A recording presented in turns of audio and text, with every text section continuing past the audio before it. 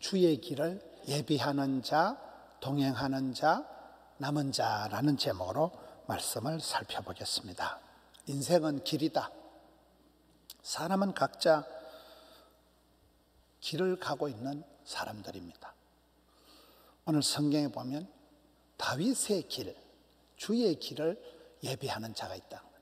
다윗의 길이 나오고 있습니다. 우리가 새벽마다 살펴보는 그 역대의 길을 보면 이스라엘 백성들이 걸어가는 길 중에 가장 중요한 길이 다윗의 길이에요. 다윗의 길을 걸어가면 복을 받지만은 이방인의 길, 여로보암의 길, 엉뚱한 길을 걸어가면 진노의 대상이 됩니다. 오늘 다윗이라는 사람은 오늘 성경에 보면 하나님이 다윗을 만나니까 내 마음에 맞는 사람이다. 여러분, 우리가 텔레비전을 볼 때는 채널을 맞춰야 되고 라디오를 들을 때는 주파수를 맞추는 거잖아요. 하나님과 마음의 코드가 맞는 사람이라. 다윗은 하나님 마음에 맞는 사람이다. 이 간이 맞는 사람이 있듯이 하나님 마음에 맞는 사람이니까 하나님이 이 다윗을 축복의 통로로 써서 내 뜻을 다 이루리라, 이렇게 오늘 말씀에 기록되어 있습니다. 다윗의 길이요, 왕의 길이요, 이게 주의 길이에요. 사람은 셋 중에 하나인데 주의 길을 세례요한과 같이 준비하는 사람이 있고, 또 어떤 사람은 주님을 만나서 다메섹 도상이든 야복강이든 주님을 만났다. AD BC, Before Christ, 주님을 만나기 이전의 삶, 안노 도미니, 주님을 만난 이후의 삶, 주님을 만나서 추억을, 예수의 흔적을 가진 사람이 있다. 주님을 만나서 주와 함께 동행하는 사람이 여주 동행하는 사람이 있고, 이제 주님은 부활 성천하시고 남아있어서 다시 오실 주님을 예비하는 사람이 있다는 거예요. 초대교회 성도들은 마라나타, 아멘 주 예수여 어서 오시옵소서, 이 징글징글한 세상에 주님 어서 오시옵소서. 노래 중에 주님 다시 오실 때까지 나는 이 길을 가리라, 이 길 끝에서 주의 영광을 보는 거예요. 신약 성경은 다윗의 자손 예수 그리스도의 세계다. 이 다윗의 후손에서 구주를 세우셨으니 바로 예수님이 오신 거잖아요. 예수님이 오시기 전에 예수님이 오시는 길을 준비한 사람이 세례요한이라는, 그 세례요한의 메시지가 회개하라, 천국에 가까웠느니라, 회개의 복음을 선포한 거잖아요.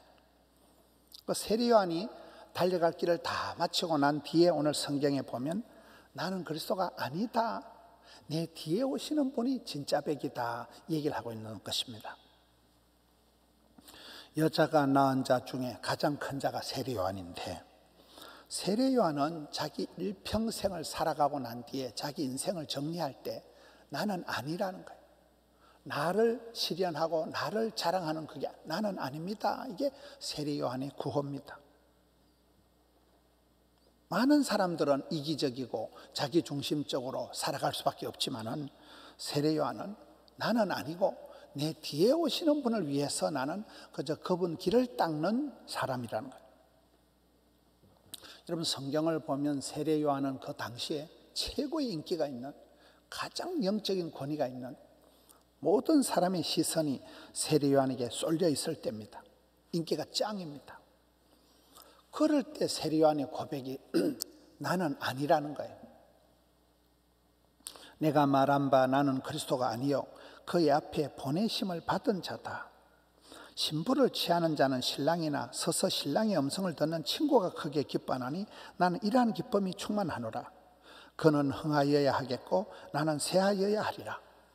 세례요한의 구호가 세 가지인데, 하나는 나는 주인공이 아니라는 거예요. 나는 아니고 내 뒤에 오시는 분이 진짜라. 나는 신랑이 아니고 신랑의 그저 덜러리 정도다. 신랑을 그저 안내하는 신랑 친구 덜러리 정도의 기쁨이 충만하다. 나는 망해야 되고 예수님은 흥해야 된다. 나는 주인공이 아니고 나는 엑스트라에 불과하다는 거예요. 보통 사람들은 이기적이잖아요. 자기 중심적으로 자기가 잘 되기 위해서 남들을 이용하기까지 하는데, 세례요한의 인생이고는 나는 망하고 예수님이 흥해야 된다. 나는 주인공이 아니라 나는 그저 시다바리에 불과하다는 거예요.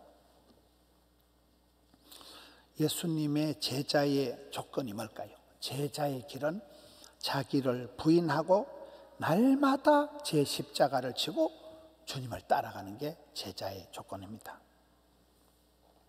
예수님께서 공생의 사역을 마치고 최후의 만찬을 하시고 마지막 겟세마네 동산에서 기도한 제목이 뭘까요?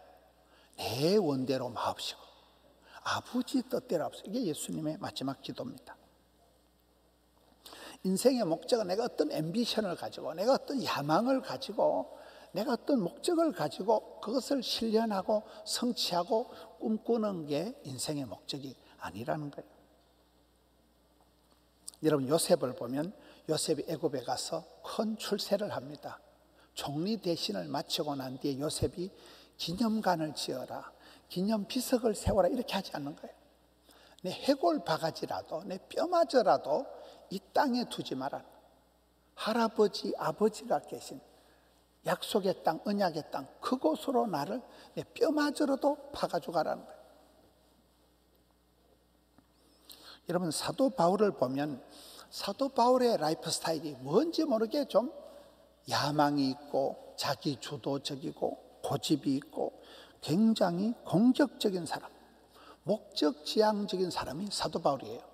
내가 로마도 보아야 되리라, 로마를 향해서 진격을 해갈 때 수많은 어려움을 당했지만은, 사방으로 우겨 쌈을 당했지만은 도무지 사도 바울은 포기라는 걸 모르는 공격적인 사나이예요. 그랬던 사도 바울이, 여러분, 사도 바울이 사도행전을 보면 살기가 등등하고 남녀노소를 잡아 족치고 교회를 핍박할 때 열심히 특심이었던 사도 바울이 사도행전 16장에 가서 보면 아주 특별한 장면이 나옵니다. 성령이 아시아에서 말씀을 전하지 못하게 하시거늘 어린 양과 같이 고분고분하게 듣는 거예요. 비두니아로 가고자 애를 써대 예수의 영이 허락하지 않는지라. 그렇게 불칼 같은 사나이가 성령님이 허락을 안 한다, 성령님이 막으신다 할 때 어린애처럼 민감하게 반응하는 거예요. 왜 그럴까요? 여러분, 성령이 허락하지 않는 게 뭘까요? 성령이 막으시는 게 어떤 건지 구체적인 건 성경에 없지만은 오랜 신앙생활, 다메섹 도상에서 예수님을 만났던 사람, 예수님을 만나 추억이 있는 그 사람, 오랜 신앙생활 속에서 길들여진 이 사도 바울이 성령님의 인도하심에 아주 민감하게 반응한다는 거예요. 여러분, 성령이 충만할 때는 그저 만사 형통한 게 아닙니다. 성령님은 때로 막으시는 분이에요. 그렇게 공격적인 사람이 어떻게 그렇게 어린애처럼 순전하게 순종할 수 있을까요? 술술 풀릴 때가 좋은 것이 아니라 때로는 막힐 때, 안 될 때가 성령님의 강력한 태클이 있는 때란, 하나님의 특별한 뜻이 있어서 이때 아시아에서 길이 꽉꽉 막히면서 마게도냐로 건너가면서 유럽이 선진국이 되는 길이잖아요. 하나님께서 쓰시는 사람들은 고집불통인 사람이 아닙니다. 아주 용기가 있고 담대한 사람들이 아니에요. 비실거리고 찌질하고 약한 사람들, 그런 사람들을 성령님이 감동을 해서 하나님께서 새 힘을 주셔서 밀어붙여서 쓰시는 거예요. 우리가 일을 잘하는 사람들의 특징 중에 한 가지는 자기 없으면 안 된다고 생각하는 거예요. 굉장히 자기 통제 본능을 발동하는 거예요. 자기가 모든 걸 다 알아야 돼요. 자기가 모든 걸 다 해야 돼요. 이게 얼마나 위험한 건지 모릅니다. 그래서 성경에는 성령을 해방하지 마라, 성령님을 근심되게 하지 마라, 성령을 소멸치 말라, 이렇게 얘기하는 거예요. 자기 의를 내세우고 자기 고집을 부리고 자기 자랑으로 똘똘 뭉친 인간이 아니라 오직 성령의 충만함을 받아라. 너희가 자세히 주의하여 지혜로운 자가 되라. 어리석은 자 되지 마라. 술 취하지 말라. 이는 방탕한 것이다. 오직 성령의 충만을 받으라. 시와 찬미와 신령한 노래로 화답해라. 피차 복종해라. 범사에 감사해라. 자녀들아 순종해라. 부부들아 존경해라. 성령의 감동을 받았을 때 제대로 성도의 역할을 할 수 있다는 거예요. 창세기 41장 38절에 보면 우리가 어디 가서 이렇게 하나님의 영에 감동된 사람을 찾아볼 수 있을까? 요셉을 두고 하는 말이에요. 요셉은 팔자가 고약한 삶을 살았지만 우리가 어디 가서 이렇게 성령님에게 감동을 먹은 사람을 찾아볼 수가 없다는 거예요. 요셉이 그래서 최악의 상을 살아가면서도 최상의 삶을 살아간 것은 성령님이 그의 인생을 관통해서 감동했다는 거죠. 다윗도 그렇습니다. 사무엘이 기름 뿔병을 가져다가 그에게 부었더니 이날 이후로 다윗이 여호와의 영에게 크게 감동되니라. 다윗이 성령님의 큰 감동을 받고 그날 이후로 성공한 게 아니고 그날 이후로 개고생을 하면서 10년 동안을 피난 생활을 하는데 징징거리지 않고 신바람 나게 시를 적고 악기를 연주하면서 성군 다윗으로서 그 10년 동안 고난의 피난 생활을 잘 감당한 거죠. 내가 주인인 줄 알고 내 마음대로 살다가 어느 순간 임자를 만나서, 임자가 뭡니까? 길이요, 진리요, 생명이요. 주님을 임자라고 하는 거예요. 다메섹 도상이든 어디든 그 임자를 만나가지고 그때부터는 내가 주인 되는 것이 아니고 그 자리에 예수님을 모시고 살아가기 때문에 비로소 인생이 지자리를 잡는다는 거예요. 베드로를 보면, 이런 베드로를 예수님이 첫 만나는 장면이 누가복음 5장입니다. 예수님께서 베드로에게 나타나셔서 베드로야 깊은 데로 가라 말씀하십니다. 베드로가 첫 반응이 어땠을까요? 이 아저씨가 장난하나 지금. 적어도 이 바닥에서 내가 물고기 잡는데 내가 박사여. 깊은 데 같은 소리하고 자빠졌네. 밤새도록 흩탕질하고 지금 검을 씻고 있는데 깊은 데 같은 택도 없는 소리하고 있네. 이렇게 안 하고 베드로가 주의 말씀을 따라서 깊은 데로 가니까 기적이 벌어지는 거예요. 거물이 찢어지도록 대박이 나고 난 뒤에 베드로의 반응이 간단합니다. 주님 앞에 무릎을 꿇고 주님 저를 떠나세요. 저는 죄인이로소이다. 주님 저 같은 사람 상종해서 덕볼 일 없습니다. 아예 저를 떠나세요. 주제 파악이 된다니까요. 그때 예수님께서는 아니다. 내가 의인을 부르러 온 게 아니고 죄인을 부르러 왔다. 병든 자에게 의사가 필요한 것이지 건강한 사람에게 의사가 필요 없다.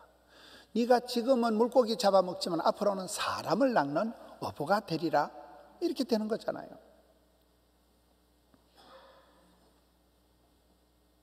주님은 의인을 부르러 온 것이 아니라 죄인을 부르러 오셨다는 거예요. 주께서 우리가 아직 연약할 때에 경건치 않은 자를 위해서 죽으셨다는 거예요. 사람 구실도 못하고 택도 없는 나를 위해서 주님이 오셨고 성육신 하셨고 주님이 나를 위해서 죽으셨다는 거예요. 나는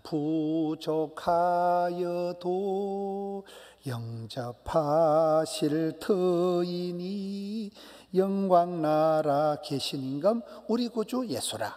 이런 찬송이 있어요. 나중에 설교 뒤에 부를 거예요. 여러분 세월이 지나고 우리에게 남는 게 뭐가 있을까요? 태풍이 지나가면 피해도 있지만은 바다가 청소가 되고 녹조도 사라지고 하늘도 깨끗해집니다.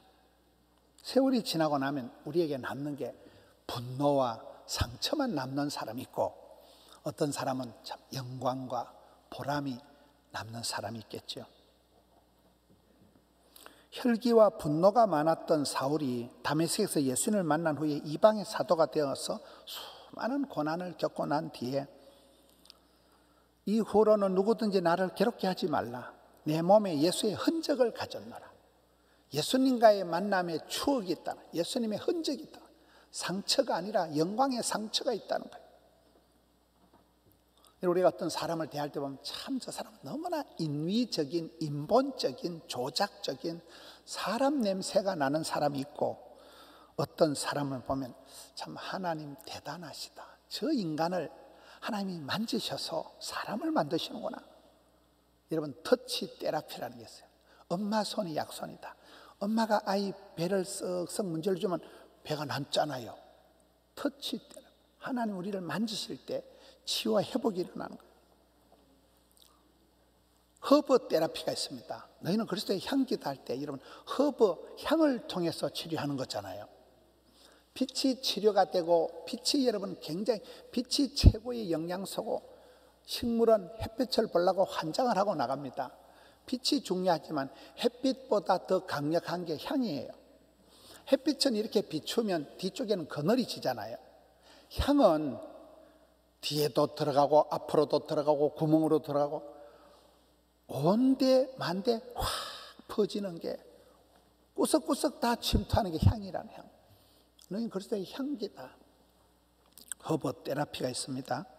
사람 냄새가 진동하는 게 아니고 예수 향기가 난다는 거죠. 성령의 열매가 주렁주렁. 저는 신앙생활의 꽃은 팔복구열이다. 팔복구열은 뭐예요? 팔복의 말씀. 심령이 가난한 자는 복이 있나니, 애통하는 자는 복이 있나니. 여러분, 시편 18편에 보면 거룩한 자에게는 하나님 거룩하게 나타나시고, 자비로운 자에게는 하나님 자비롭게 나타나시고, 깨끗한 자에게는 하나님 깨끗하게 나타나시고, 사악한 자, 아주 못돼 먹고 그런 악한 종자에게는 하나님이 거스리는 하나님, 심판하신 하나님, 갈구시는 하나님으로 나타난다. 내 마음의 그릇이 어떠하냐에 따라서 하나님은 여러분 만유에 충만하신 하나님이라는 거예요. 성령의 열매가 주렁주렁 맺힐 때 사랑과 희락과 화평과 오래 참음과 자비, 양선, 충성, 온유, 절제, 가지 끝에 열매가 맺히는 거잖아요. 크리스찬의 최고의 완전한 패션이 있어요. 속으로 성령 충만, 겉으로 하나님의 전신갑주를 입어라. 속으로는, 내면적으로는 성령의 충만함을 받고, 겉으로는 복음의 신발을 신고 의의 허리띠 벨트를 두르고, 진리의 허리띠를 두르고, 의의 흉배를 붙이고, 구원의 투구를 쓰고, 믿음의 방패를 들고 성령의 검을, 말씀을 빼들으라는 거예요. 나는 죽고 예수로 살아간다는 거예요. 나는 아닙니다. 나는 부인하고 나는 없어지고 나는 죽고 예수님만 드러나는 삶을 말하는 것입니다. 여러분, 내 자신을 볼 때 나는 과연 죽었을까요? 살았을까요? 사도 바울은 나는 날마다 죽노라. 내 속에서 자꾸 내가 일어나기 때문에 연타의 의미가 돼. 계속 두더지 때리듯이 계속 일어날 때마다 죽인다. 날마다 나는 죽노라. 여러분, 내 자존심이 살아나고 똥꼬집이 살아나고 내 혈기가 나타나면 안 된다. 예수님만 자꾸 나타나야 되는데, 내 시퍼런 자존심이 아니라 시퍼렇게 살아계신 하나님이 나타나야 된다.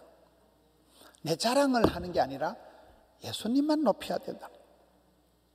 내 자존심이 부활하는 것이 아니라 예수님께서 부활하십니다. 나는 날마다 죽노라.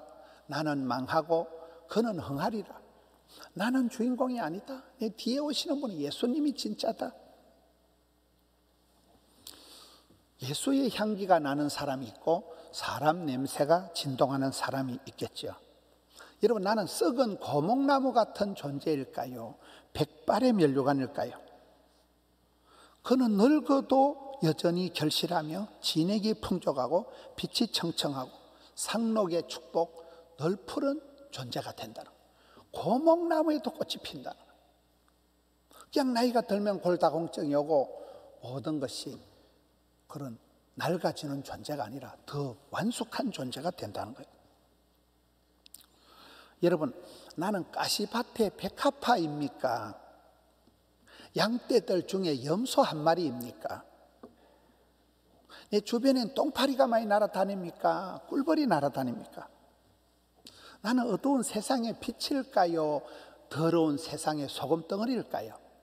여러분, 소금이나 촛대는 특징이 자기가 녹아 빠지면서 자기가 형체도 없이 타들어가면서 빛을 발하고 맛을 내고 간을 들이는 거예요. 엄마가 희생을 해서 아버지가 수고해서 자녀들이 잘 살아가듯이 그런 거예요. 여러분, 내 몸은 의의 도구로 쓰임 받는 거예요. 악의 도구로 나타나는 거예요. 나는 축복의 통로일까요? 거친 돌일까요? 나는 사람들에게 스트레스 요인이 될까요? 박하서 같은 사람이 될까요? 하나님께서 시대마다 쓰신 사람들은 약간 모자라고 약간 어리버리하고 약간 바보 같은 사람들을 하나님이 쓰시더라고요. 여러분, 디모데를 보세요. 디모데는 비위가 약하고 걸어다니는 종합병원이에요. 심약, 허약, 병약해 빠진 디모데지만은 성경에 보니까 청결한 양심과 거짓이 없는 믿음이 있었기 때문에 사도 바울의 후계자가 되기에 조금도 부족함이 없는 거예요.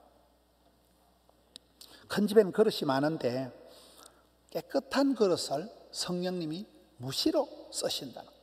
축복의 통로가 된다는 거예요. 신앙생활은 주전자 신앙이 있고 단무지 신앙이 있다. 주인공의식을 가지고 주도적으로 주류를 이루고 전문성을 길러서 자신감 있게 살아가는 주전자 신앙이 있지만은 오늘 주보의 칼럼에 단무지 신앙을 적어놨습니다. 단무지 신앙은 뭘까요? 첫째, 단자는 단순한 거예요. 무자는 없을 무자를 쓰는 거예요. 욕심이 없는 사람, 사심이 없는 사람, 자기가 없는 사람. 지자는 지우개를 말하는 겁니다. 단자, 어린아이처럼 단순하다. 삶의 방식이 그냥 심플 라이프한 거예요. 믿음은 단순합니다. 오직 예수, 오직 성경, 오직 성령, 오직 영광 이렇게 나갑니다. 복잡한 건 하나님 싫어하셔요. 하나님은 비빔밥을 싫어하신다. 혼합주의는 신앙의 변질이에요. 어린애처럼 심플 라이프, 단순해야 되는. 무자는 사심이 없다, 욕심이 없다, 이기심이 없다. 나는 없는 것을 없을 무자를 써서 단무지 정신의 무자라고 얘기하는 거예요. 제가 전국에 이렇게 기도원들을 다녀보면 대한민국에서 가장 많은 성도들이 찾아오고 분위기가 좋은 기도원이 안양의 갈멜산 기도원이라고 있어요. 많은 기도원들이 좋지만은 전국의 지방마다 다 좋은 기도원들이 많아요. 그 중에도 안양에 있는 갈멜산 기도원은 저는 칠무 기도원이다. 7가지가 없는 기도원이다. 그냥 제가 그렇게 정해봤어요. 첫째, 땅이 없어요. 자기 땅이 아닌 다른 사람 어떤 그 소유의 땅 위에 건물이 얹혀 있는 거예요. 땅이 없습니다. 땅 그럴 게 없어요. 둘째, 차량 운행이 없어요. 봉고차 한 대 없습니다. 그저 각자 입소문을 따라서 인천에서 서울에서 그냥 사람들이 찾아와요. 차량 운행이 일체 없습니다. 세 번째, 홍보가 없어요. 신문 광고 내고 선전하는 게 없어요. 그냥 입소문을 타고 사람들이 오는 거예요. 네 번째, 사심이 없어요. 거기 기도원이 이때쯤 되어서 성탄절에 해외 선교사님들에게 사랑의 선물 박스를 보내는데 우편료만 한 2억 원을 쓰더라고요. 우편료만. 그러니까 선물을 얼마나 많이 받는 거예요. 철저히 섬기는. 거기 원장님이 계시는데 원장님 얼굴을 아는 사람이 없어요. 그 원장님은 항상 부엌에 가보면 설거지하고 친정처럼 편안한데 목사님들이 추천하는 데가 그 기도원이라거든요. 원장님은 철저히 사심이 없이 자기 거 챙기는 게 없이 늘 남들을 섬기는 데 집중하기 때문에 원장님 얼굴을 아는 사람이 없어요. 나타나질 않는 거예요. 섬김의 자리에 있는 거예요. 5번째, 영상 시스템이 없어요. 그 헌에 빠진 프로젝트 하나 없어요. 그냥 시커먼 커튼 하나 쳐놓고 그냥 아무런 원래 영상을 잘하는 것들이 영성이 없다 이러니까 영상 시스템이 일체 없어요. 6번째, 밴드가 없어요. 헌에 빠진 드럼 이런 거 악기 하나도 없어요. 그냥 부목사님 하나 나와서 찬송만 인도하는 거예요. 7번째는 행사가 없어요. 행사가. 이벤트가 행사가 없고 그냥 찬송 부르고 기도하고 말씀 듣고 말씀과 기도와 찬양밖에 없는 거예요. 그런데도 사람들이 전국에서 친정처럼 찾아간다는 거예요. 7가지가 없어서 그런 거예요. 칠무 기도원. 지자는 하나님은 큰 지우개를 가지고 계신다. 하나님 나라엔 이력서가 필요 없다. 너희 죄가 주홍 같을지라도 눈과 같이 혀질 것이요 진홍같이 붉을지라도 양털같이 희게 되리라. 여러분, 지금은 대강절 기간이에요. 교회 절기로 봤을 때 대강절이 뭐예요? 주님이 오시는 성탄절을 준비하는 기간이에요.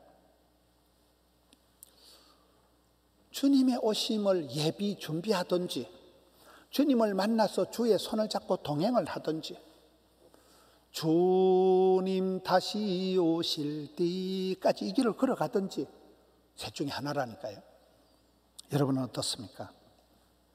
땅끝까지 복음을 전해서 주님 오시는 것을 앞당기는 준비하는 자가 되어야 돼요.